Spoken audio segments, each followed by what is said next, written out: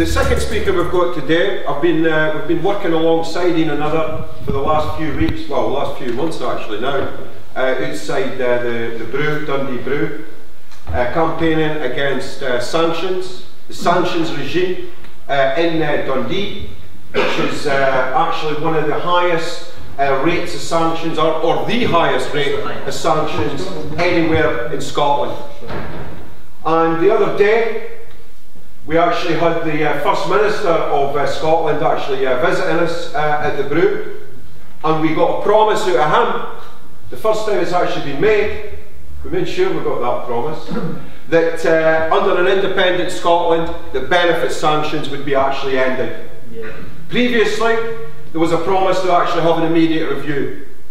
Now, we will absolutely not hold Alex Salmond to that promise. We will not be stinting on the work that we actually do outside the benefit office in Dundee. And some of the stories we've actually been hearing about the plight of people that have actually been affected by sanctions is absolutely incredible. Mark has been actually keeping detailed records over the last couple of days of some of the people that we've been speaking to. We're building up case files, and he'll be speaking about that, I'm sure, in the discussion. But it's my great pleasure and privilege to actually hand over to my comrade, Mike Taylor, representing Dundee Against Welfare Sanctions and FRFI. Mike Taylor.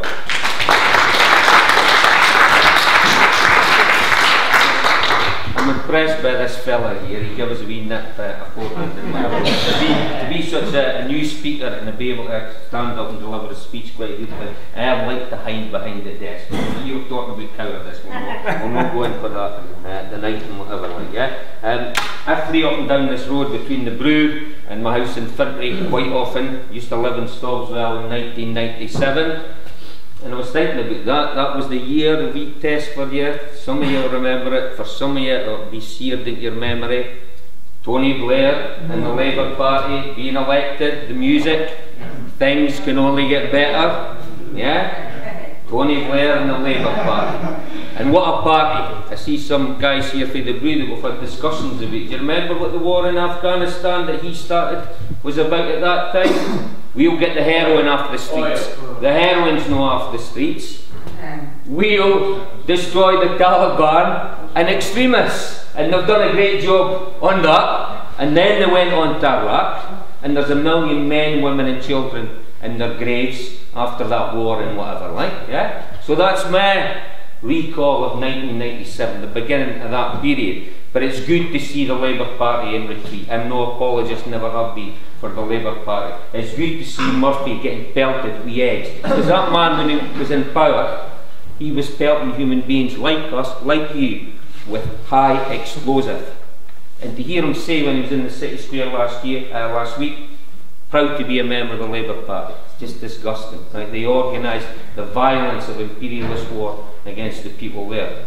But tonight, as I say, fleeing up and down that road, back in Fintry, I just caught with the 6 o'clock news there. Eddie Mayer, educated at Whitfield High. There's another newsreader who was at the morgue with me, Susan Ray. It's amazing how many folk from Dundee are at the head there at the BBC, when it is usually public school boys, public school girls, privately educated, privileged people that absolutely stuff the BBC from one wall to the other. And that's part of the reason, a big part of the reason why coverage has been so biased.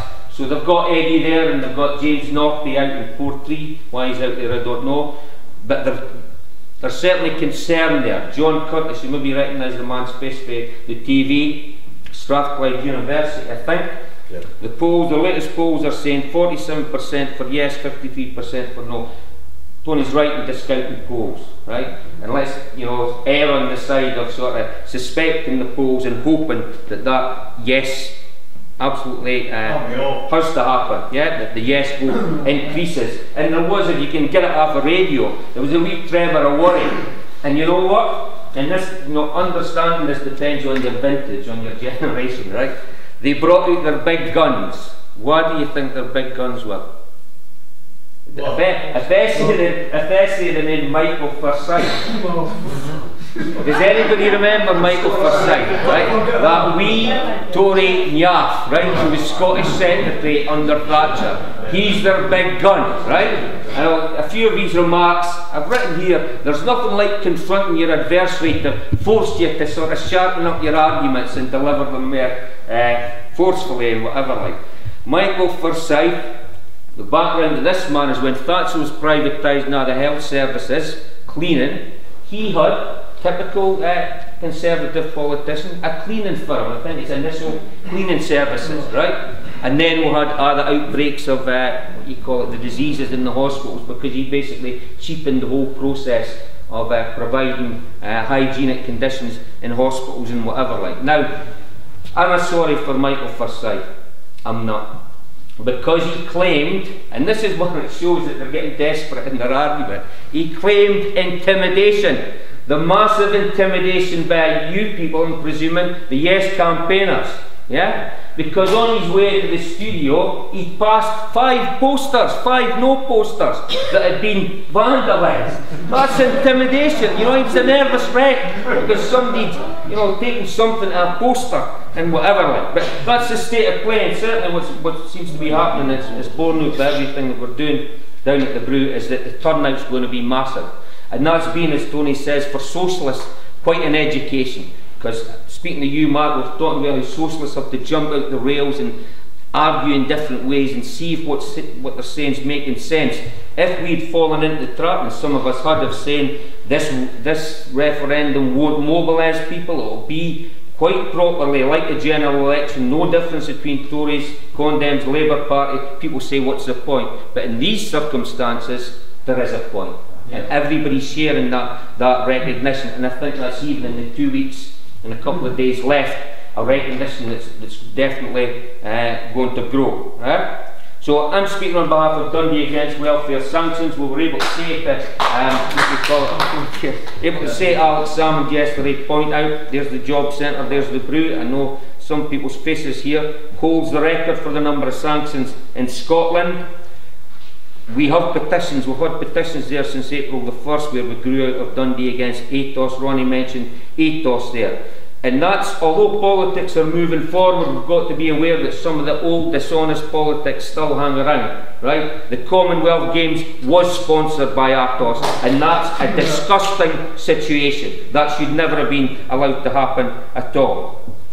But first of all, can I invite you from Dundee Against Welfare Sanctions to come to the protest on Friday there. We're moving from the Brew there at 12 o'clock, cutting through the town, stopping at every bank and every tax dodging business. But the truth is, if we stopped at every company shop guilty of that, we'd be there till the end of the week, because every single one of them on the Murray Gate is involved in big fiddles. Yeah? Yeah, tax evasion. Yep, absolutely. The big criminals always get away with it. Yeah, if you want to steal something, steal big, because that guarantees you'll walk with your cash and your ill-gotten gains. So we're gathering at the Brew at 12 o'clock. I urge everybody to come along, and I'll explain it a wee bit later. I'm not going to go on too long why it's an important thing. And we will be asking at that protest, because we'll have a protest the first Friday of every month, we will be asking the Radical Independence campaign, Yes campaigners, for their banners to be at the front of the protest that we're going to have, in recognition of the direction that we're moving in towards justice, and pointing out who are our obstacles in the way of justice. And it's the banks, and without a doubt the big businesses, and we're going to have to address that problem very, very soon. No. And our experience at the Wellgate Brew since April the 1st has shown hundreds, if not thousands of folks coming out for a yes vote. And again, that's been an education for socialists, that being amongst working people who are suffering the worst effects of the crisis, of the banking crisis, has moved them in the direction of recognising that the yes vote is the way out. We're talking about people who are suffering 40% cut in benefit. Hardened campaigners here, if you want to call yourself hardened campaigners, were admitting yesterday to being moved to tears, and a lot of us have at points. We've looked into the eyes of hunger, young women coming out with their children being told they've just been sanctioned and whatever like, makes you think about the kind of society that you want and the one that you want to move away from. And I definitely, and I'm sure everybody shares this, wants to move away from that kind of society. Because it is a matter of inequality. It's a matter of me cycling down here on my old bike that the fella across the road gave us and passing 1, 2, 3, 4 BMWs, big motors, Range Rovers. And I think there's a fair identification between these characters, those who have and who want to hang on to their wealth and who want to be saying no, and against that, yes, poor working class people who want a way out of the crisis that's affecting them.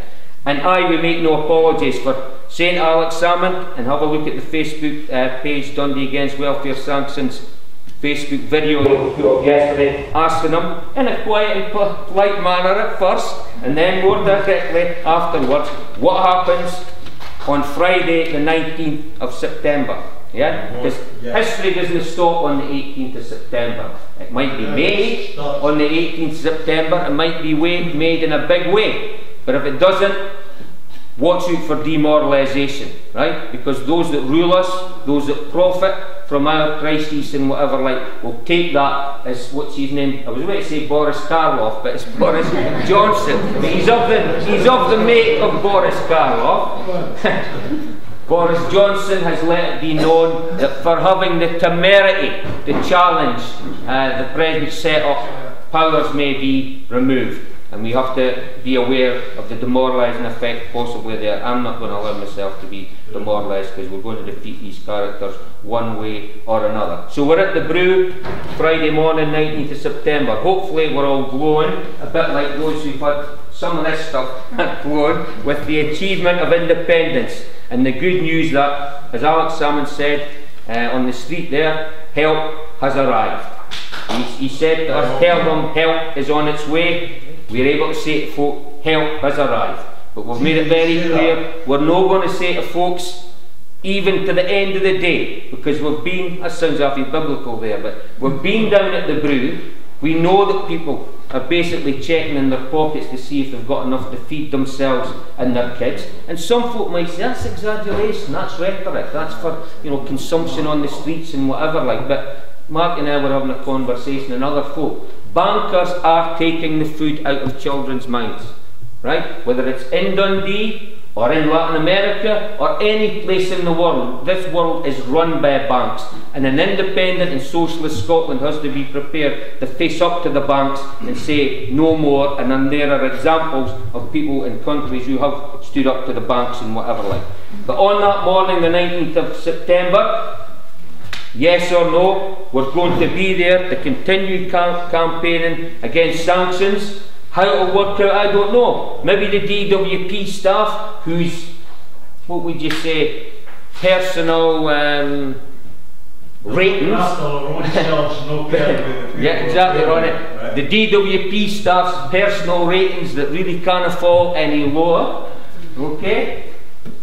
Maybe they can save themselves by being instructed by the SNP government the day after independence to cease issuing sanctions, and for the shortfall in people's benefits to be made up immediately. I can't accept that oil companies can be helping themselves in millions to what they do out of the oil that belongs to us, and there's people going to go hungry. That's intolerable for 1 minute, never mind a day, a week or a month and whatever like. So once again, I invite you to join us Friday 5th of September, noon at the brew. Join us in a march for independence and against sanctions. Thank you.